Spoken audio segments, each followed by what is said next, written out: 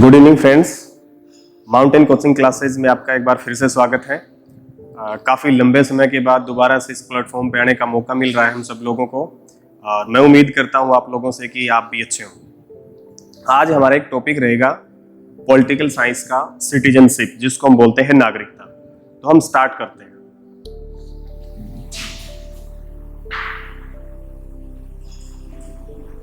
सबसे पहले तो हमें ये मालूम होना चाहिए कि नागरिकता होती क्या है, नागरिकता के क्या फायदे हैं, क्या नुकसान है, ये भी मालूम होना चाहिए, और इससे हमें होने वाले बेनिफिट क्या है। कि मान लो कि हम नागरिक हैं, तो कैसे कहेंगे कि हम नागरिक हैं, हमारे पास क्या ऐसे अधिकार है जिससे कि हम ये साबित कर दें कि हम भारत के नागरिक हैं। ठीक है, तो ये बड़ा इंपॉर्टेंट मसला है कि हमें ये मालूम होना, जो टॉपिक पढ़ रहे हैं एक्चुअली में उसकी इंपॉर्टेंस हमारी लाइफ में क्या है। एक विदेशी भी खड़ा है, एक हम भी खड़े हैं, तो हम कैसे कहेंगे कि हम भारत के नागरिक हैं। तो ये बड़ा एक मसला रह जाता है हम लोगों के बीच। तो ये समझना जरूरी। मैं बताता हूं आप लोगों को कि जैसे ये मान के चलते हैं हम, एक तो आप जो तैयारी कर रहे हो आज, किसकी सरकारी नौकरी की तैयारी कर रहे हो। कोई विदेशी भारत में आके सरकारी नौकरी की तैयारी नहीं करेगा। क्यों नहीं करेगा? क्योंकि उसको सरकारी नौकरी नहीं मिल सकती है। दूसरा, कोई भी राष्ट्रपति, प्रधानमंत्री, उपराष्ट्रपति, राज्यपाल, इस तरह के जो बड़े संवैधानिक पद हैं, वो लगभग जो होते हैं वो भारतीय नागरिकों को ही मिलते हैं। इसके अलावा जो फंडामेंटल राइट्स होते हैं, मौलिक अधिकार होते हैं, वो भी भारतीयों को ही मिलते हैं। कुछ एक कंडीशन में, कुछ जो डिफरेंट थोड़े से जो फंडामेंटल राइट्स हैं वो विदेशियों को भी मिलते हैं। तो ये चीजें हैं, मतलब ये चीजें हमें डिफरेंट करती हैं विदेशियों से कि हम भारत के नागरिक हैं। तो हमें, अगर हम भारत के नागरिक हैं तो कुछ हमारी ड्यूटीज भी बनती हैं। तो ये ध्यान रखना कि अगर हमारा मौलिक अधिकारों में अगर नागरिकता हमें मिल रही है, कहने का मतलब है, तो ये भी ध्यान रखना चाहिए हमारे कुछ कर्तव्य भी बनते हैं। फिर बात आती है, जब देश आजाद हुआ, जब देश का संविधान लागू हुआ, तो सबसे बड़ी समस्या उस समय में आई, तत्कालीन समय की बात कर रहा हूं मैं, कि किसको भारत का नागरिक माना जाए, किसको भारत का नागरिक नहीं माना जाए। अब ये मान लो कि आज की तारीख में देश आजाद हुआ, तो आज हम कैसे डिसाइड करेंगे कि ये भारत का नागरिक होगा, ये भारत का नागरिक नहीं होगा। तो इस चीज के लिए मैं आप लोगों को थोड़ा सा बता के चलता हूं। देखो, नागरिकता जो भारत के संविधान है, जो 22 भागों में बटा हुआ है। अगर मूल भाग की अगर बात करते हैं 22 है, वैसे ऑब्लिक में 25 भी लिखा आता है, वो एक अलग चैप्टर, उसमें आपको डिटेल से बताएंगे। तो ये कौन से भाग में, कौन से पार्ट में है? भाग 2 में वर्णित है, भाग 2 में वर्णित है। और ये भी ध्यान रखना कि कौन से आर्टिकल में, आर्टिकल 5 से 11, मतलब अनुच्छेद 5 से 11 में नागरिकता का वर्णन दे रखा है। अब एक चीज यहां से थोड़ा सा और पूछ लेता हूं मैं कि एक संविधान होता है, एक कानून होता है, क्या दोनों सेम ही चीज होती हैं? अगर लाइव क्लास होती तो मैं पूछता आप लोगों के आंसर का इंतजार करता, पर मैं बता देता हूं कि ये दोनों चीज सेम नहीं होती हैं। क्योंकि संविधान जो होता है वो कानून का एक बेस होता है। क्या होता है? बेस होता है। और जो कानून होता है वो संविधान में से ही निकाल कर बनाया जाता है। ठीक है, तो वैसे ही आर्टिकल 5 से 11 में ये क्या है? वर्णित है। अब ये 5 से 11 में क्या क्या चीजें लिखी हैं, तो मैं इनको 2 पार्टों में बांट देता हूं। एक तो ये इधर वाला पार्ट कर देता हूं, इसमें मैं 5, 6, 7 और 8, और इधर मैं कर देता हूं 9, 10 और 11। ये तीनों अलग अलग चीजें हैं। इसका जो रोल रहेगा 5, 6, 7, 8 आर्टिकल का, वो वर्तमान की नागरिकता से कोई संबंध नहीं है। दूसरा, इसमें से भी 10, 9, 10, 11 में भी वर्तमान से कोई संबंध नहीं है। ये मान सकते हैं 11 वाले से हमारा संबंध होगा, वो भी नेक्स्ट हम बताएंगे कैसे होगा। देखो, आर्टिकल 5, 6, 7, 8, इनमें क्या बात कही गई? इनमें बात सिर्फ ये कही गई है कि 26 जनवरी 1950 को जब भारत गणतंत्र घोषित हो गया था, तो कि किसको भारत का नागरिक रखा जाए, किसको नहीं रखा जाए, ये आर्टिकल उससे संबंधित है। 5, 6, 7, 8 कि 26 जनवरी 1950 में कौन भारत के नागरिक होंगे, कौन भारत के नागरिक नहीं होंगे, ये बात इनमें रखी गई है। तो आर्टिकल 5 की अगर मैं बात करूं, तो आर्टिकल 5 कि भारत के नागरिक, सबसे पहला तो ये है कि जन्म हुआ हो, जन्म भारत में। ठीक है, अब जन्म भारत की अगर मैं बात करूं, तो ये भी नहीं कह सकते कि भारत का कोई व्यक्ति अगर बाहर गया हुआ है, उस बच्चे का अगर जन्म हो जाता है, तो उस केस में भी क्या रहेगा कि भाई नागरिकता मिल जाएगी, उसके लिए कंडीशंस हैं, वो कंडीशंस अपन लिखे गए। तो जन्म भारत का मतलब है जैसे कोई विदेशी भारत में आ गया और घूमने आ गया कोई दंपति, अगर उसका जन्म हो जाता है कि वहां पे बच्चे का, तो ये जरूरी नहीं है कि जो विदेशी जो बच्चे का जन्म हो भारत का नागरिक हो। इसके लिए कंडीशन रखी गई कि क्या होना चाहिए भाई, माता पिता में से एक भारतीय, माता पिता में से एक भारतीय। ठीक है, ये दो चीजें निर्धारित की गई आर्टिकल 5 में। आर्टिकल 6 की अगर मैं बात करूं, आर्टिकल 6 में क्या कहा गया कि चलो ठीक है, जन्म भारत में नहीं हो गया, माता पिता भी भारतीय है, एक आधार बन गया। दूसरा, जब भारत और पाकिस्तान अलग हुए तो ये कहा गया कि भाई कोई व्यक्ति अगर विदेश से आता है, विदेश का मतलब यहाँ की पार्टिकुलर देश का नाम ले लेते हैं पाकिस्तान, कि कोई व्यक्ति पाकिस्तान से भारत आता है तो उसको नागरिकता मिलेगी या नहीं मिलेगी। तो बोला भाई ये तो पहले आजादी से पहले एक ही थे, तो नागरिकता का तो हक बनता है, तो बोला नागरिकता हम लोग दे देंगे उनको। ठीक है, तो इसके लिए दूसरा जो ऑप्शन था वो था पाकिस्तान से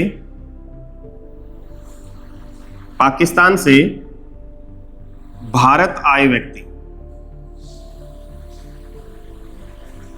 पाकिस्तान से भारत आए व्यक्ति, उनको हम नागरिकता दे देंगे, लेकिन 19 जुलाई 1948 से पहले उनको क्या होगा, भारत में आना होगा। कंडीशन क्या रखी गई कि कोई विदेश से आता है तो उसको नागरिकता देंगे कि नहीं देंगे।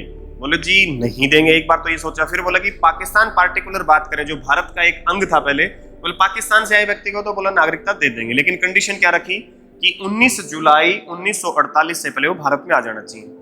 तीसरा ये है अपना 7वां आर्टिकल, उसमें क्या रखा गया कि भाई चलो ठीक है, पाकिस्तान से जो व्यक्ति भारत आ गए, लेकिन जब बंटवारा तो भारत के कुछ लोग क्या चले गए थे, पाकिस्तान चले गए थे। अब वहां जाने के बाद उनका सामंजस्य सही नहीं बैठा, या समाज के साथ उनका अच्छा बिहेवियर नहीं रहा, या फिर उनको ये लगा कि ये हमारे लिए उचित एरिया नहीं है या हमारे लिए अच्छा प्रबंधन नहीं है यहाँ पर, तो वो वापिस आना चाह रहे थे।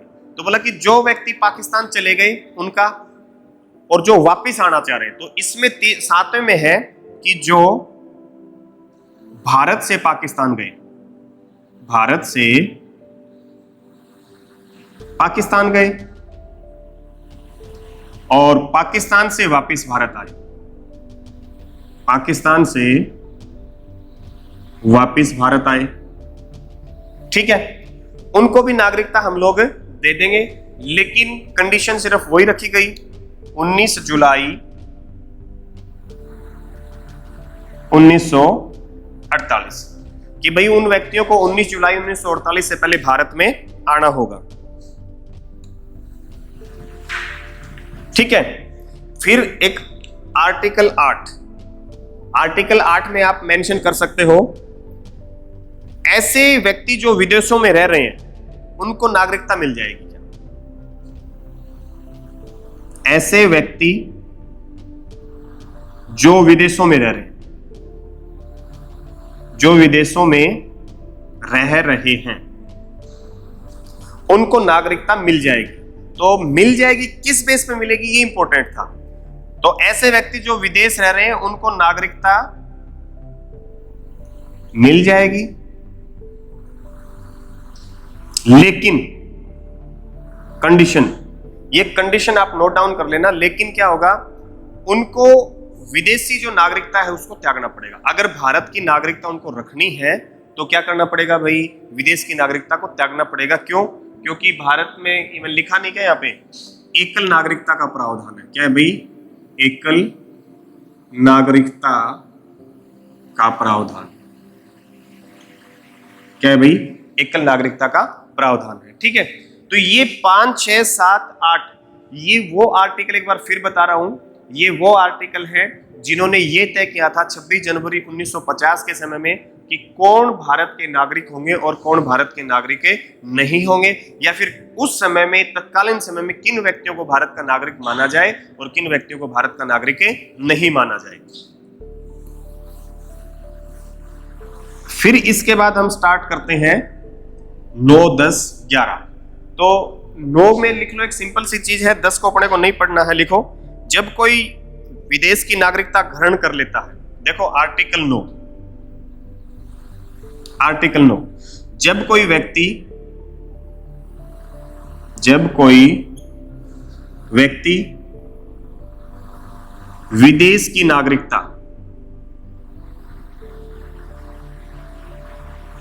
ग्रहण कर लेता है तो भारत से उसकी नागरिकता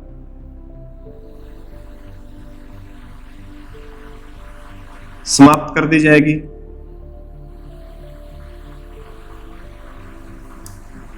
सिर्फ और सिर्फ ये आर्टिकल 9 में लिखा हुआ है। आर्टिकल 9 में छोटा सा पॉइंट है बस, 10 को छोड़ दो, 10 में ये हो सकता है, ये कर सकते हैं, ये हो सकता है, इस तरीके की कुछ चीजें हैं, अपने काम का नहीं। आर्टिकल 10 अपन आर्टिकल 11 पे पढ़ते हैं, सीधा आर्टिकल 11 पे चलते हैं, ठीक है।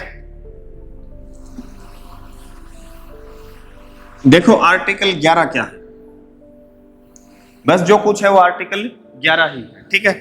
तो आर्टिकल 11 में लिखो, आर्टिकल 11 एक सबसे महत्वपूर्ण एक लाइन लिखी गई है, बस वो लाइन ही यूं समझ लो कि पूरी नागरिकता का आधार बना है। संसद चाहे तो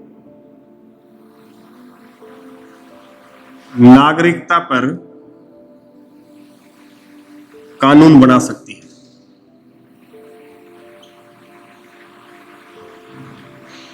संसद चाहे तो नागरिकता पर क्या बना सकती है, कानून बना सकती है। तो मतलब कानून बना सकती है, कानून का मतलब क्या होता है, कानून संविधान में नहीं है, ये ध्यान रखना। कानून एक अलग से एक एक्ट बनाया जाता है, ठीक है। अब इसके बाद एक कानून बनाया, वो कानून कौन सा था, भारतीय नागरिकता अधिनियम 1955। भारत नागरिकता अधिनियम 1955 ये कानून बनाया गया और ये इस अपने कॉन्स्टिट्यूशन से अलग रखा गया इस एक्ट को, और इसमें ये निर्धारित किया गया था वर्तमान की दशा के साथ, वर्तमान में कि भारत के नागरिक कौन कौन होंगे। ये चीज कौन बताएगा अपने को, भारतीय नागरिकता अधिनियम 1955, क्योंकि ये आर्टिकल 11 इसका क्या है, बेस है। लेकिन जो इंपॉर्टेंस जो है, जो भी रूल रेगुलेशंस, जो भी कंडीशंस है, वो किस में लिखी हुई सारी की सारी भारतीय नागरिकता अधिनियम 1955 में। और इसी ने तय किया था कि वर्तमान में भारत की नागरिकता ग्रहण करने के अपने पास है 5 तरीके हैं। कितने तरीके हैं भाई, 5 तरीके हैं। अब वो 5 तरीके अपने को पढ़ के चलना है।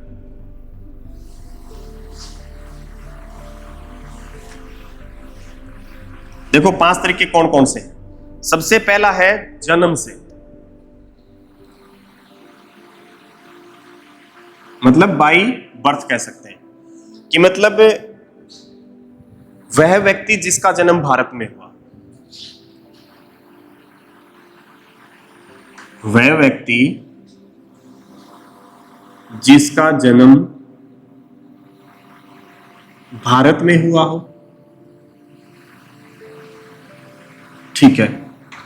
तो क्या ये लाइन सही है, मुझे तो नहीं लग रही। वह व्यक्ति जिसका जन्म भारत में हुआ हो, भारत का नागरिक होगा, तो ये लाइन अधूरी है। कैसे अधूरी, मैं बताता हूं। वो अधूरी इसलिए है कि मान लो कोई विदेशी आ गया, जैसे बाइडन आ जाते हैं, जैसे बाइडन इंडिया में घूमने आए पत्नी के साथ, और मान लो यहां पर उनको लड़का या लड़की पैदा हो गया, तो क्या वो भारत का नागरिक हो जाएगा? इस लाइन के हिसाब से तो बिल्कुल हो जाना चाहिए था। इसमें फिर एक लाइन और जोड़ेगी, प्लस माता या पिता में एक भारतीय होना चाहिए।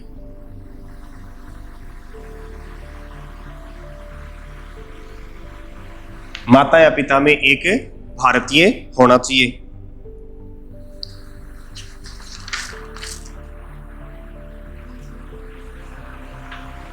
दूसरा जो है वो है वंश से।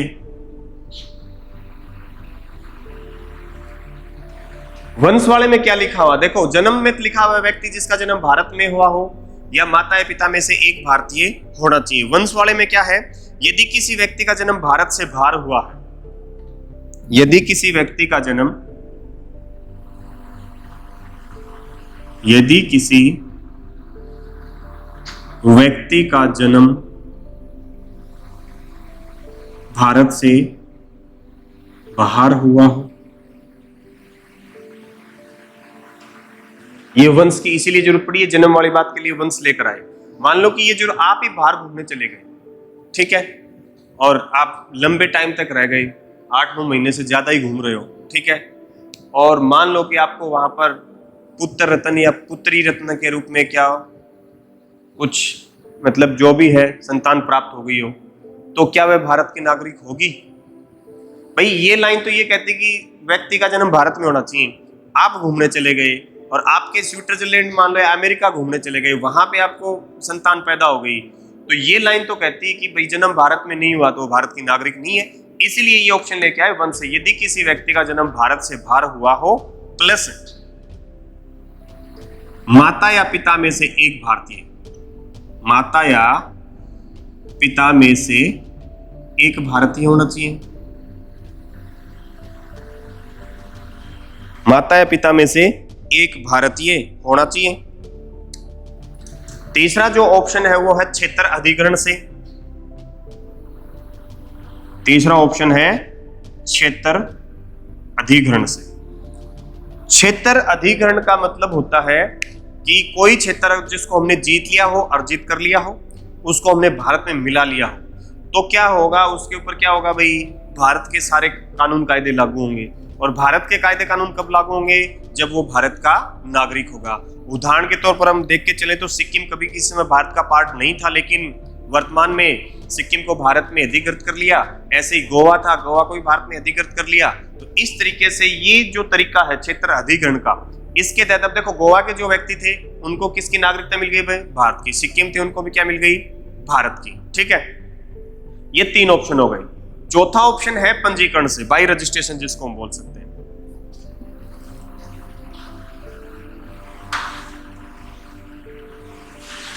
चौथा ऑप्शन है रजिस्ट्रेशन से। लिखो चौथा, रजिस्ट्रेशन। ठीक है, या फिर सॉरी पंजीकरण लिखो, पंजीकरण मतलब बाई रजिस्ट्रेशन। ठीक है, पंजीकरण में क्या है? पंजीकरण में यह है कि वह व्यक्ति 5 सालों से लगातार भारत में रह रहा हो, 5 साल से भारत में रह रहा हो, लेकिन कंडीशन जोड़ दी इसमें, ROR भांति, ROR की भांति रह रहा हूं। किस कंडीशन से? ROR की भांति। ROR की भांति का मतलब होता है कि लगातार 182 दिन से ज्यादा भारत में रहता। क्या हो भाई? 182 दिन से ज्यादा भारत में रहता हो। कोई विदेशी नागरिक भारतीय से शादी कर ले, कोई विदेशी नागरिक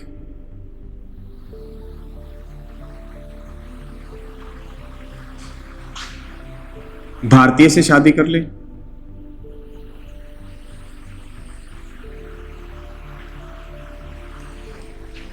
इसका मतलब जैसे एक कंडीशन थी 5 साल में अगर कोई विदेशी नागरिक है, जैसे आप चले जाते हो घूमना, कहीं भी घूमने चले गए और आपने वहां पे शादी कर ली, तो आपके साथ जो आएगी वो है विदेशी, तो उसको नागरिकता के लिए क्या ये सारी चीजें लागू होंगी? 5 साल रहना पड़ेगा, तो भाई वो भी अपने घर जाएगी। तो इसके लिए प्रावधान है, अगर शादी कर लेता है तो उसको ये 5 साल वाला या ROR की भांति वाला जो रूल्स है वो फॉलो नहीं करने पड़ते, उसको डायरेक्टली आपको मैरिज सर्टिफिकेट दिखाना होता है और उस बेस के ऊपर क्या होता है भाई, उसको भारत की नागरिकता मिल जाती है। तीसरा जो पॉइंट है, किसी कॉमनवेल्थ, किसी राष्ट्रमंडल देश का नागरिक हो, या किसी कॉमनवेल्थ कंट्रीज का क्या हो भाई, वो सिटीजन हो। ठीक है, कॉमनवेल्थ। राष्ट्रमंडल का मतलब ये होता है कि वो देश जहां पहले कभी ब्रिटेन ने क्या किया था, शासन किया था, उसको राष्ट्रमंडल देश बोलते हैं। या फिर भारतीय मूल का व्यक्ति हो, भारतीय मूल का व्यक्ति हो, ठीक है, उसको भी क्या मिल सकती है भाई, भारतीय मूल का मतलब किसी समय में माता पिता यहाँ के रहे हुए, मतलब उनके जो वंश है वो यहाँ रहे हो सकता है दादा परदादा किसी समय भारत में जन्म हुआ हो और वो व्यक्ति कर लेना चाहता है तो बाई पंजीकरण उसको इंडिया की सिटीजनशिप मिल सकती है।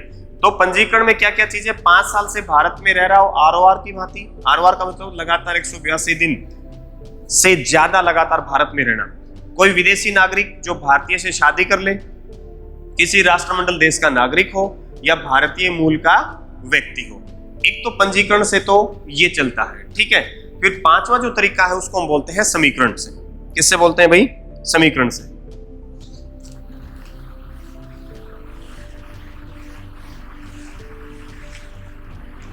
समीकरण से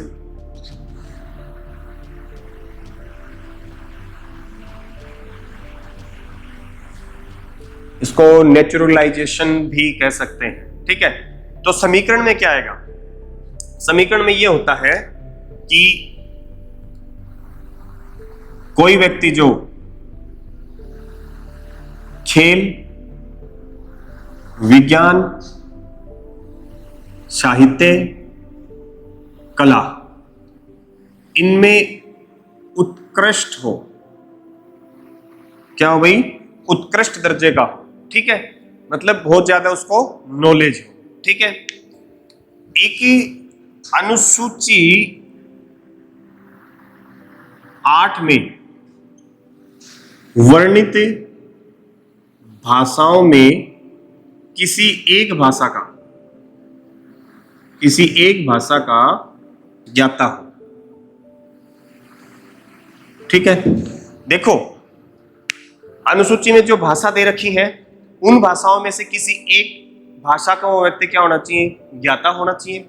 दूसरा, खेल, विज्ञान, साहित्य, कला में क्या हो, उत्कृष्ट हो, या वैश्विक शांति के लिए कार्य किया हो,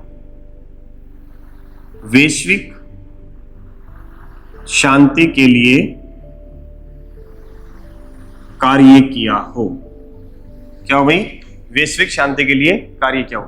खेल का मतलब इन मामलों में फौरन दी जा सकती है, 5 साल वाला और वो सिस्टम इसमें लागू नहीं होगा। क्यों नहीं होगा, जैसे मान लो कोई खिलाड़ी है, कोई अच्छा खिलाड़ी है, चाहे वो हॉकी का हो, क्रिकेट का हो, फुटबॉल का हो, वो ये कहे कि भाई मैं भारत की तरफ से खेलना चाहता हूं, तो अगर हम ये कहेंगे 5 साल रहो, आरओआर की भांति रहो, तब तक तो उसका टाइम निकल जाएगा। तो इसके लिए क्या होता है, इनके लिए ये ऑप्शन दिया गया है, इनको फौरन नागरिकता मिल जाती है। या कोई अच्छा साइंटिस्ट हो जो बोलते मैं भारत के लिए रिसर्च करना चाहता हूं, अच्छा कोई साहित्यकार हो या अच्छा कोई कला में निपुण हो, तो उन व्यक्तियों को फौरन नागरिकता दी जा सकती है। लेकिन अंतिम जो निर्णय होगा वो भारत सरकार का होगा कि वो देना चाहते कि नहीं देना चाहती।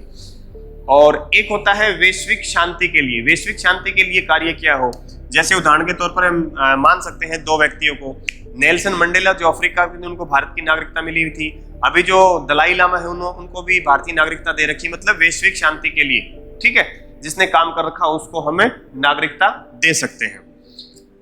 अब 3 आधार होते हैं, ये तो 5 तरीके तो क्या होते हैं, नागरिकता ग्रहण करने के होते हैं, और 3 तरीके लिख लो, 3 प्रकार से भारत की नागरिकता समाप्त की जा सकती है। सबसे पहला तो है त्याग, स्वेच्छा से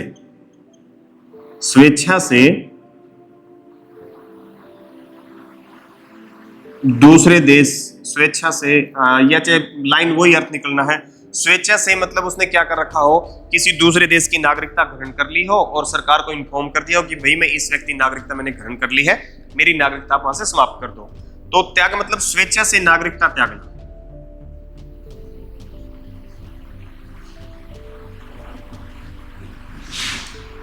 दूसरा है निरस्त्रीकरण। निरस्त्रीकरण में क्या होगा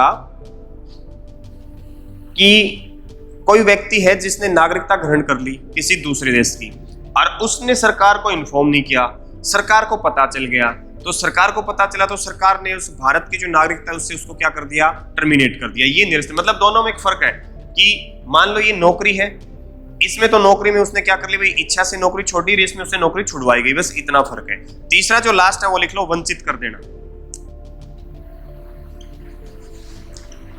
वंचित कर देना, वंचित कर देना में 3-4 चीजें हैं, जैसे